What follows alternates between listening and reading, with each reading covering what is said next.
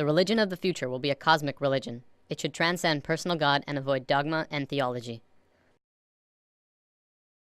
Can you feel it? A sort of anticipation growing stronger and stronger? Another way of putting it is time is speeding up. I've heard that discussion for a while now. I know most people have felt it at some point, maybe while watching the news or perhaps something in their own lives. Something big is about to happen. You can see signs of it all over the world. Revolutions rapidly spreading across the Middle East, protests occurring in America and Europe. Earthquakes are devastating the world, like in Japan, Myanmar, and Greece.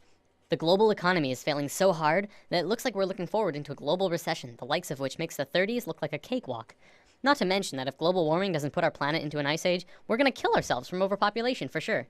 And using the rate of doubling, we definitely don't have the resources to survive the way we are for maybe little over 10 years. Yet, despite all of these things, we're about to learn something amazing. It's something that will transform the Earth into something completely different, something incredible and beautiful. Many people across the globe have learned about this, and they've applied it to themselves and witnessed marvelous changes. Others have dedicated their lives to talking about it, to teaching it. I'm someone who's still exploring it, and I want more people to talk about it with. Mind, body, spirit. This is the sacred trinity that allows us life on Earth. Without even one of these three, we could not function properly. Yet, in today's world, we only really truly understand two of the three. We have scientifically mapped the mind and the body. We understand next to every aspect about each of them. Yet, what do we really know about the spirit, the soul? What is it? Where does it come from? For centuries, religions have been the primary source for answers pertaining to the soul, but they're not concrete.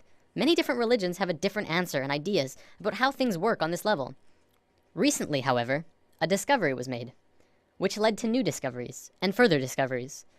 These incredible insights went largely unnoticed by the global community, and while governments and secret services of the world acknowledged them, it wasn't something that really got to the masses. Today, this information is still slowly coming out, and I'm going to share it with you.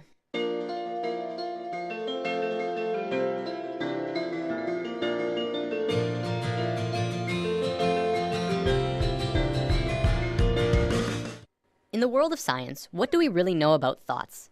We know we can measure them. By hooking up scanners, you can measure the frequency that are emitted when you think them. They're measurable, yet there isn't anywhere specific in the brain that holds them. Is it possible that you create your thoughts outside your mind? Maybe not. But is it possible that you create your thoughts into the external world from your mind? This is what we're going to talk about today. Have you ever had a moment where you knew exactly what someone else was going to say, about 2 or 3 seconds before they even started talking? Do you have a shared connection between a loved one or a pet, where you can always tell exactly how the other is feeling, or what they're thinking of, even if they're not really around? Have you ever met someone that you really got bad vibes from, and your intuition turned out right? We've all had experiences like these, at least a few times, some many more than others. There are even a few people who can kind of tap into this experience quite easily. I believe one of the terms for it is psychic. Let's say for the sake of discussion that when you think of something, anything, it appears right in front of you. No, not physically, but let's say it appears in a different realm that's in and around all of us. We'll just assume for now that it's not something that we're consciously aware of, and it's something that we're going to discuss later on. For now, let's just call it the thought realm. When you're doing something, you start by thinking about it. Whether you're building a pool in your backyard or making a sandwich, you have to have thought of it first. Even the subconscious thoughts for things like walking and breathing. This shouldn't be anything new to us. We think of things before we do them, even if it's a split second before them. This is just how we function, and our physical actions match the thoughts that we've created. You might say that you move through your thoughts, turning non-physical ideas into physical actions. When an inventor gets an idea, this idea can quickly spread throughout all of his colleagues and friends. Ideas and thoughts are spreadable. Multiple people can hold on to the same idea at once, allowing them to grow and develop further. In this scenario, don't think of thoughts as separate, but as a whole that everyone is latching onto. Of course, because we can't physically see this realm of thoughts, we can't tell exactly what the original idea was, only the interpretation that they describe using functions like speech and body language, as well as our own intuition, which is how thoughts connect to each other. Because of this, we add a bit of our own creation to the mix, our own spice, while still working towards the same common goal. A social gathering is another good example of this at work too. People gathering together because they share the same ideas, thoughts, and emotions as the rest of the people there. An example could be a college course on architecture. People interested in architecture would attend the course because they share the same interest mentally. This shouldn't be anything mind-blowing. It's our day-to-day lives, just from a different perspective. Even if you're using something that someone else made, you're still creating this experience for yourself. You manifested that iPad or house or whatever into your experiences. So with thoughts connecting with other thoughts comes our first big realization. This new understanding of how intertwined we truly are, we are not only connected in the physical realm, but in a mental and spiritual way as well. Up until recently, humankind has always understood simply that they were connected only through their physical being. We assumed that the conscious experience, as well as all of the thinking, was totally 100% isolated from the rest of everyone else. The fact is, we're not. We are so connected with each other, it's almost impossible to believe. Think about almost every creature on Earth. What do we really know about the bond that connects them? Geese are able to travel long distances, switching who flies in front like clockwork. Many fish swim in large schools, and we know that they don't have a form of verbal communication. Our pets are able to communicate with each other without speaking. Yet, it's like they know what each other are feeling and connect in a very amazing personal way. Almost every observable creature on Earth has this connection with at least their own species, if not others. We as humans are the next step in life, but that doesn't mean we don't have this connection. What's to say we're not also connected to each other in this way? We've been out of touch with ourselves for an incredibly long time now, and we are growing increasingly disharmonic. Now, thoughts being created are just the tip of the iceberg. The real interesting part comes when you look at emotions. Emotions are much more powerful than thoughts. Emotions pull on you, they control your actions, they guide you throughout your life. It's not your thoughts that control where you sit in a class or on a bus, but it's if you like that girl or you think that guy smells. When a couple is together, it's their emotions that keep them tethered. Same with if they're fighting, it's their emotions that break them apart. You watch TV shows that you enjoy. You hang out with friends because you have emotional bonds with them. Now, this applies on a smaller scale too. Do you ever have a morning where you wake up grumpy and stub your toe and think, oh, this is just gonna be one of those days, and find that the entire day afterwards just goes terrible and just everything goes wrong? What about the days when you wake up excited and happy and ready to go? Your whole day is just excellent in all of the right ways. Even if something bad does happen, you're less affected by it because you're in such a good place emotionally. The reason these differences in how your day goes is because of your emotional state. People like to think the world will go on exactly the same without you, but it really won't. People interact differently with other people, and everyone would have a completely different experience if you were not there. Imagine this scenario. There's a bully in a playground who's looking for someone to beat on. There's kids playing sports, kids skipping rope, kids on the swings, and then off to the side there's one boy sitting in the grass watching the rest of everyone play. He doesn't feel like anyone else will want to play with him, so he sits apart from the group. The bully instantly knows where to go, and the circle of hurting begins. See, it's through the feeling of being vulnerable that you become vulnerable in the physical. If the boy had walked outside for recess and told himself, I can fit in, he would probably be playing sports right now. This applies to the bully as well. He didn't have anyone else to play with, probably because of some insecurity, mental, that led him to need to hurt others. He thinks he's doing good for himself by hurting the boy, except he's really just hurting himself long term. You can look into society and see a vast amount of evidence to support it too. The people who are most successful are those who talk most of success. Those who speak most of illness have it. Yes, illness is also a creation of yours. If you have a low immune system, it's because of you. Typically, we like to blame things on the virus going around or our own immune systems, but the way that we become susceptible to them is from inside, whether that there's some ongoing negative energy or some bad feeling that we allow into ourselves.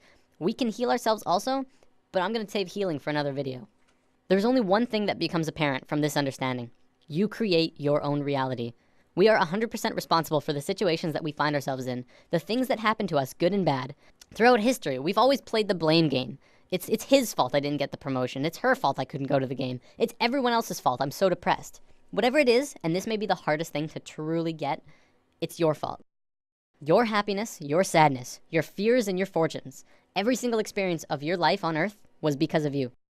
Remember, just as you are creating your own individual reality, we are all co-creating our realities as a collective. We are one species, and as a species, we are creating the realities that we are experiencing together. One common argument I hear is, what about starving kids in Africa? How are they creating their starving reality? I would respond to that the Western way of life is not really allowing for everyone on the planet to live in the same abundance that the Westerners are, is it? We're using up all of the world's resources, hardly sharing anything unless they're paying a lot for it or if we're getting something out of it. And we ask why they're poor? We haven't been sharing with our brothers and sisters around the planet. But again, that's us as a collective creating the reality that we experience around the planet. This applies through all levels. As a family, you create your reality, and your actions will change what the family experiences. Because of this, and because we are not in tune with ourselves, it may often seem that sometimes we don't have complete control over what it is we experience. Sometimes we're seemingly forced into scenarios that seem out of our control. This happens as a result of our disharmony, and also lack of connection to our own intuition. When we become more in tune with ourselves, we can feel out certain scenarios and decide if that's a path we want to take. Maybe I won't go down into the dark alley. Maybe it feels right to not take that job. Beyond that, once you have the experience that you feel is out of your control, now it's your turn to decide what you do next. You can allow the experience to get the best of you and drain your energy and move into a dense, unhappy place emotionally. Or you can decide to take it for what it is, an experience, and keep moving forward. Every dark cloud has a silver lining, and if you're looking for that silver lining, you'll have a much easier time finding it. Many of us have heard of this thing called the law of attraction, which talks about something similar to this, but talks more about evidence and not much about this thought realm. Over the entire world, people have written in to tell of their amazing stories, where they've really focused on having what they wanted, and got it through miracles and coincidences. This is but a small piece in the vast ocean of the internal world that I'll be talking about. It is, however, very real, and you can literally change everything in your life by willing it so. I know this from personal experience, and it's not hard to find others who have too. One continuous argument I hear from people who deny this law of attraction is, you don't just think things and change everything by sitting on your ass. To which I reply, exactly. You never stop moving. Just change your mindset and continue on with your life. Create your emotions in your mind, then move into them physically. Don't let your emotions control you. Pull your thoughts into the physical realm. What can you do to change things? Well, just be good to yourself. Fill yourself up with the emotion of love and happiness as you go about your day. Treat yourself and try to change your perception of your life from what others think is best for you to what you think is best for you. Take a few minutes to sit down and actually just ask yourself, what do you really want? Of course, at first a lot of people might first think of money, wealth, fame, and luxury. And hey, those things are pretty nice. But will they buy you happiness? I guess that depends on you. I found in my experiences that beyond all of those things, what people really want is to be accepted, appreciated, and loved. By giving that to others, you will in turn get that back, and the bond that connects you to everyone around you will strengthen so much further. I want to bring up one more thing before I run out of time. There was a scientist in Japan a few years back who made an incredible discovery, but one that also went largely unnoticed or recognized by the global scientific community. Dr. Masaru Emoto discovered that by putting words on a side of a glass of water and freezing the water, you could change how the water would freeze into crystals. On a jar that said, "I love you," this is how the water crystal froze. On a jar that said, "You make me sick, I want to kill you," it froze like this. If thoughts can do that to water, just imagine what thoughts can do to us. Well, looks like I'm about out of time for today. Before I go, I want to leave you with words to sit on. For anyone who is looking for direction right now. You can have, do, or be anything you want. Namaste. Thanks for listening. There's nothing you can do that can't be done. Nothing you can sing that can't be sung. Nothing you can say, but you can learn how to play the game.